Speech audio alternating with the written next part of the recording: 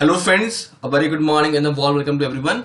Here, myself Prithvi Maurya and the co-founder of CA Funda and Concepta channel, and I warm welcome to everyone. And today I will going to discuss about question of RTP, that is question number 12B of May 2020. So I will be going to discuss about question of department accounts of paper number 1 CA Inter, and this is a basic question which we is generally asked by the institute. Okay, so first of all, I would like to revise about this chapter, that what are the questions that the institute asks from this chapter. So friends, there are generally 3 types of questions in this particular chapter. First is all about markup method. Second is all about preparing the department gross profit and P&L account. Okay, and third type is all about calculating the appropriate और correct manager remuneration. तो friends, ये generally 3 type के questions होते हैं वो हमें ICAI पूछती है. ओके, और हमारे मॉडल में भी बेसिकली 3 टाइप के क्वेश्चंस कवर होते हैं. ओके फ्रेंड्स, अगर एक जो डिपार्टमेंट अकाउंट है वो इंपॉर्टेंट क्यों हो जाता है, क्योंकि एग्जाम्स में जनरली 10 मार्क्स के क्वेश्चन आते हैं.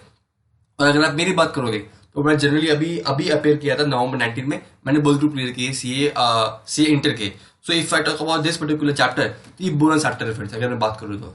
और इंस्टीट्यूट एवरी ऑल्टरनेट अटेम्प्ट में ये क्वेश्चंस पूछता रहता है, और हर अटेम्प्ट में 3 क्वेश्चन, मतलब हर अटेम्प्ट में ये क्वेश्चंस आते ही है इस चैप्टर में से, पर हर अटेम्प्ट में ऑल्टरनेट क्वेश्चंस आते हैं. और अगर मैं ये क्वेश्चन की बात करूं फ्रेंड्स, जो आपके RTP May 20 में दिया हुआ है, ये 2 अटेम्प्ट से जनरली आया नहीं हुआ है, और आपके इस अटेम्प्ट के RTP में क्वेश्चन मेंशन किया हुआ है, तो इसके आने का चांसेस बहुत ज्यादा है. फ्रेंड्स, अगर बात करें क्वेश्चन की जो टफ डिफिकल्टी लेवल, तो बहुत ज्यादा कुछ बड़ी बात नहीं है क्वेश्चन के अंदर, आप लोगों ने सॉल्व भी किया होगा. ओके, और बेसिकली ये वीडियो कोई भी दे सकता है, जो जिनको रिवीजन करना है वो भी दे सकते हैं, और जिनको पूरा समझना है at the from the base वो भी समझ सकता है. क्यों? क्योंकि ये बहुत बेसिक क्वेश्चन है, सब किसी को भी समझ में आ सकता है फ्रेंड्स. तो let's have without wasting time, let's have a look over the question. So question आपके सामने फ्रेंड्स. तो क्वेश्चन नंबर 12 भी आपको अगर आपके पास RTP का हार्ड कॉपी, आप उस पर रेफर कर सकते हैं. ओके, तो क्वेश्चन खाली हम पढ़ेंगे, फिर उसके बाद उसका जो क्वेश्चन का जो इंटरप्रिटेशन है वो डिस्कस करेंगे फ्रेंड. ओके, सो क्वेश्चन के बारे में लिखा है, there is a transfer sale among the department, क्या लिखा है friend? Okay, so among the 3 departments as below.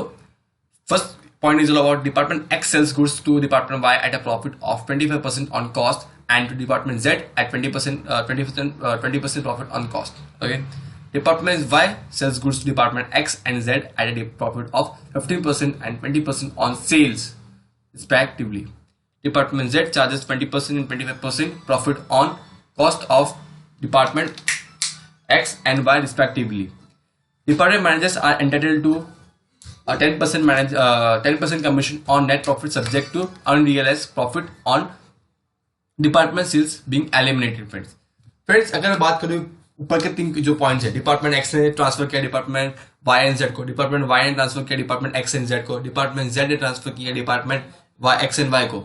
इसमें बेसिकली प्रॉब्लम क्या हुई फ्रेंड्स, कि अगर आप कोई बिगिनर है जिन्होंने चैप्टर को पढ़ा नहीं है, तो फ्रेंड्स आपको बता दूं कि जो डिपार्टमेंट्स होते हैं, ओके, सपोज रिलायंस है, रिलायंस का सेगमेंट है किसका? ऑयल का. उन्होंने अपने दूसरे डिपार्टमेंट को सेल किया.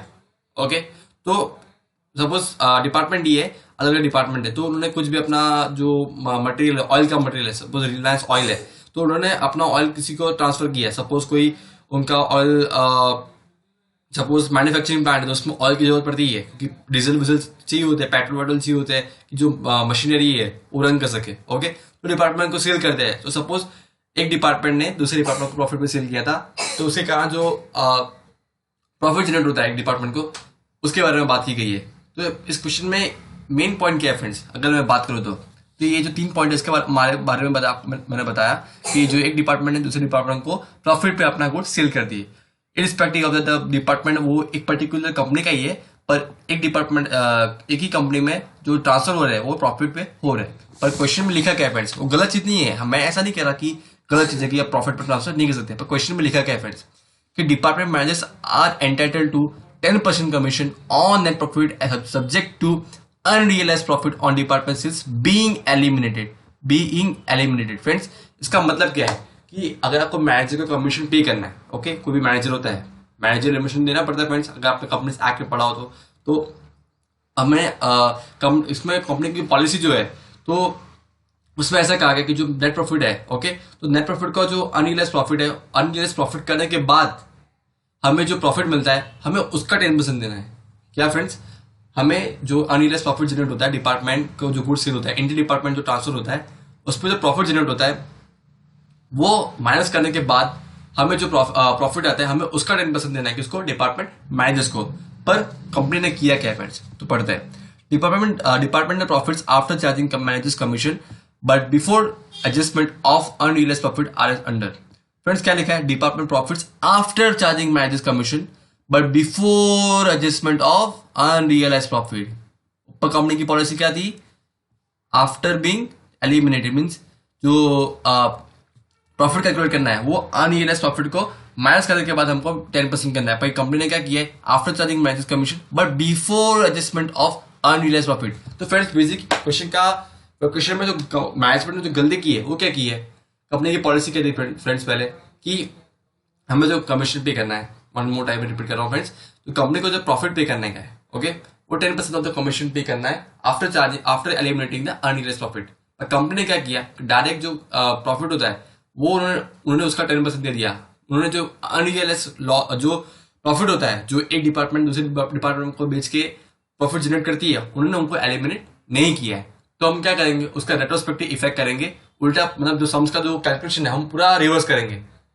मीन्स जो हम देखते हैं, हम जो पहले रेवेन्यू लिखते हैं प्रॉफिट एंड लॉस अकाउंट में, फिर एक्सपेंस लिखते हैं, उसके बाद प्रॉफिट आता है। अब क्या हम अब इसमें रेट्रोस्पेक्टिव कैलकुलेशन करेंगे, उल्टा कैलकुलेशन करेंगे फ्रेंड्स। कैसे करेंगे वो समझ लेंगे, ओके। तो इतना इस अभी तक आपको क्वेश्चन समझ में आ गया होगा फ्रेंड्स, ओके। तो डिपार्टमेंट प्रॉफिट्स दिए हुए 1,80,000, 1,34,000, 90,000, ओके। फिर उसके बाद यहाँ पे दिए हुए ट्रांसफर कि हमने यहाँ पे देखा कि डिपार्टमेंट एक्स वाई जेड ने इंटर डिपार्टमेंट ट्रांसफर की है।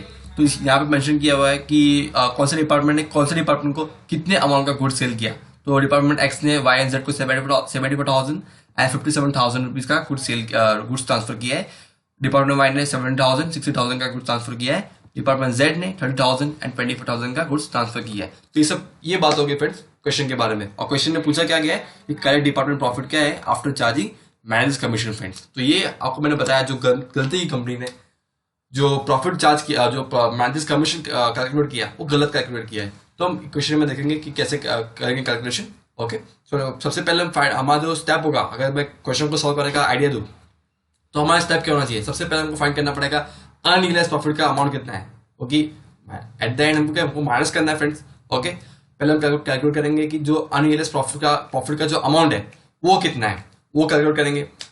फिर उसके बाद जो प्रॉफिट लॉस का रेट्रोस्पेक्टिव कैलकुलेशन करेंगे, उसका आपको मैथोडोलॉजी और लॉजिक्स आपको मैं एक्सप्लेन करूंगा आगे। तो सबसे पहले बात करते हैं वर्किंग नोट्स की तरफ चलते हैं हमने, ओके। तो वर्किंग नोट्स आ गया फ्रेंड्स। डिपार्टमेंट एक्स ने डिपार्टमेंट वाई एंड जेड को गुड्स सेल किए 74,000 एंड 57,000। और क्वेश्चन की तरफ से आपको मैंने रेफरेंस दे दिया है कि डिपार्टमेंट एक्स ने डिपार्टमेंट वाई को 25% ऑन द कॉस्ट दिया फ्रेंड्स, एंड डिपार्टमेंट जेड को 20% ऑन द कॉस्ट फ्रेंड्स।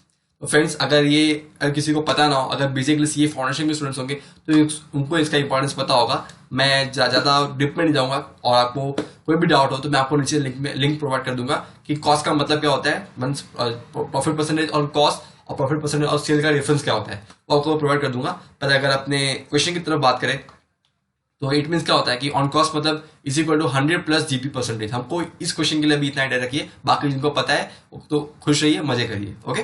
तो आगे बात करें फ्रेंड्स, तो 74,000 का जो गुड्स है, ओके, उसमें 25 डिवाइड बाय 125 करेंगे फ्रेंड्स। ऐसा क्यों हमने किया फ्रेंड्स, अगर हम बात करें फ्रेंड्स, तो अगर हम बात करें तो 125 रुपीज में क्या है, 74,000 का हमने गुड सेल किया, मतलब जो एक्स ने ट्रांसफर किया वाई को 25% ऑन कॉस्ट, मीन्स इसके अंदर 125 इज इक्वल टू 74,000, और 25 पे जो प्रॉफिट एलिमेंट कितना है हमें वो कैलकुलेट करना है, क्योंकि 25% ऑन द कॉस्ट है और मैंने आपको बताया, ओके। तो जो प्रॉफिट का अमाउंट कितना है अनरियलाइज्ड प्रॉफिट का, वो हमने कैलकुलेट किया। तो जब डिपार्टमेंट एक्स डिपार्टमेंट वाई को सेल किया कोर्स 75,000, तो प्रॉफिट का एलिमेंट कितना था, तो प्रॉफिट का एलिमेंट था फ्रेंड्स 15,000, ओके। पर जब हम बात करें डिपार्टमेंट जेड की, तो प्रॉफिट के एलिमेंट का अमाउंट आता है 9,500, and if you found what is the total amount of unrealised profit, so वो पूरा मेरे लिए आता है 24,500 रुपीज का पूरा प्रॉफिट जो होता है जो डिपार्टमेंट एक्स ने जनरेट किया है by selling goods to department Y and department Z. तो unrealised profit of department Z is friends 24,500। तो आप अपने को याद रखेंगे, नोट डाउन भी कर सकते हैं फ्रेंड्स आप। ओके, बात करते हैं डिपार्टमेंट वाई की। ओके, डिपार्टमेंट वाई ने क्या किया फ्रेंड्स? डिपार्टमेंट वाई ने एक्स को सेल किया है, डिपार्टमेंट जेड को सेल किया है। ओके, कितना सेल किया वो भी मेंशन किया हुआ फ्रेंड्स। तो फ्रेंड्स डिपार्टमेंट वाई ने डिपार्टमेंट एक्स को 70,000 के गुड सेल किया है, डिपार्टमेंट जेड को 60,000 का गुड सेल किया हुआ है, और प्रॉफिट का परसेंटेज दिया हुआ है 15% on sales and 20% on sales friends. तो ये जो आपका डिफरेंस है फ्रेंड्स वो आप समझ सकते हैं। मैं आपको वापस से बोल सकता हूँ कि अगर आपको डिफरेंस नहीं पता है कि 50% और परसेंटेज ऑन कॉस्ट और परसेंटेज ऑन सेल्स का डिफरेंस नहीं पता है, तो आपको मैंने लिंक में डिस्क्रिप्शन में आपको मैंने प्रोवाइड किया है लिंक, आप जनरली जाके वो वीडियो देख लीजिए तो आपको समझ में आएगा इसका लॉजिक। ओके, तो खाली इस वीडियो में हम बेसिकली जो मेन कॉन्सेप्ट है ये वीडियो का उसके बारे में डिस्कस करेंगे फ्रेंड्स। और फ्रेंड्स हम बात करेंगे तो 70,000 इंटू 15% मीन्स जो प्रॉफिट एलिमेंट है हमने वो कैलकुलेट किया। तो 10,500 इन case of department x and 12,000 in case of department Z. तो इन शॉर्ट इन दोनों का टोटल करें तो 22,500 रुपीज का अनरियलाइज प्रॉफिट जो होता है डिपार्टमेंट वाई ने क्रिएट किया है by transferring the goods to department X to department Z. तो ये अमाउंट आया अनरियलाइज प्रॉफिट का in case of department Z. Next department की बात करते हैं डिपार्टमेंट जेड की। ओके, डिपार्टमेंट जेड के बारे में बात करेंगे फ्रेंड्स। डिपार्टमेंट जेड ने डिपार्टमेंट एक्स को डिपार्टमेंट वाई को ट्रांसफर किया है। डिपार्टमेंट एक्स को ट्रांसफर किया 30,000, डिपार्टमेंट वाई को ट्रांसफर किया 24,000, और प्रॉफिट परसेंटेज जो है 25% on the cost and 25% on the cost. तो फिर उसका कैलकुलेशन में सेम जो हमने देखा डिपार्टमेंट एक्स के वक्त हमने देखा था वही सेम टू सेम, कोई डिफरेंस नहीं है। और अनरियलाइज्ड प्रॉफिट आया 10,000 रुपीज। फ्रेंड्स अपने लास्ट पार्ट की तरफ चलते हैं। अपने लास्ट पार्ट जो है मोस्ट इंपॉर्टेंट है, वो लास्ट स्टेप जो है जो रेट्रोस्पेक्टिव कैलकुलेशन करना है, क्योंकि हमको पता चल गया कि डिपार्टमेंट एक्स में कितना अनरियलाइज्ड प्रॉफिट है, डिपार्टमेंट वाई में कितना अनरियलाइज्ड प्रॉफिट है, डिपार्टमेंट जेड में कितना अनरियलाइज्ड प्रॉफिट है, वो हमें पता चल गया ऑलमोस्ट। ओके, अब हम क्या करेंगे, जो माइनस उसको एलिमिनेट करेंगे, प्रॉफिट का जो अमाउंट है एलिमिनेट करेंगे, फिर हम कैलकुलेट करेंगे। Okay, so let's have a look at the final step of this question. Friends हम हमारे ये जो लास्ट कैलकुलेशन पार्ट है हम उसकी तरफ आते हैं। सबसे पहले बात करें हम तो ये जो 1,80,000, 1,35,000, 1,90,000 ये हमारा प्रॉफिट है after charging the managerial commission जो कंपनी ने इनएक्यूरेटली कैलकुलेट किया है। ओके फ्रेंड्स, तो इसका रेट्रोस्पेक्टिव कैलकुलेशन करेंगे, कैसे करेंगे फ्रेंड्स समझ लेते हैं। देखिए 100 रुपए है आपके पास, 100 रुपए है, तो 100 रुपए में से अगर आप 10% कमीशन आपको दे दिया, आपने किसी को दे दिया, तो आपके पास कितने रुपए होंगे फ्रेंड्स? ऑलमोस्ट 90 रुपीज होंगे। तो ये जो अमाउंट दिए हुए हैं, ओके 1,80,000, 1,35,000 एंड 90,000, ये क्या है? ऑलमोस्ट 90 रुपीज है आपके लिए। ओके, और जो 20,000 है, 15,000 है, 10,000 है, ये आपके लिए क्या है? कमीशन जो आपने अपने मैनेजर को भेज दिया है। तो अगर हम दोनों को ऐड करेंगे फ्रेंड्स तो ऑलमोस्ट अमाउंट कितना आएगा? 100 रुपीज। तो आप इसका कैलकुलेशन कैसे करेंगे? तो मैंने आपको बताया बेसिक कैलकुलेशन, तो आप इसको इन टर्म्स ऑफ एग्जाम्स में ऊपर लिख के करना पड़ेगा। तो कैसे करेंगे फ्रेंड्स वो आपको मैं एक्सप्लेन करता हूँ फ्रेंड्स। तो फ्रेंड्स आप ऊपर देख सकते हैं कि मैंने पहला एग्जाम्पल के बारे में डिस्कस किया है कि 1,80,000 है। Okay, 1,80,000 into 100 divide by 90, so you will get 2 lakhs।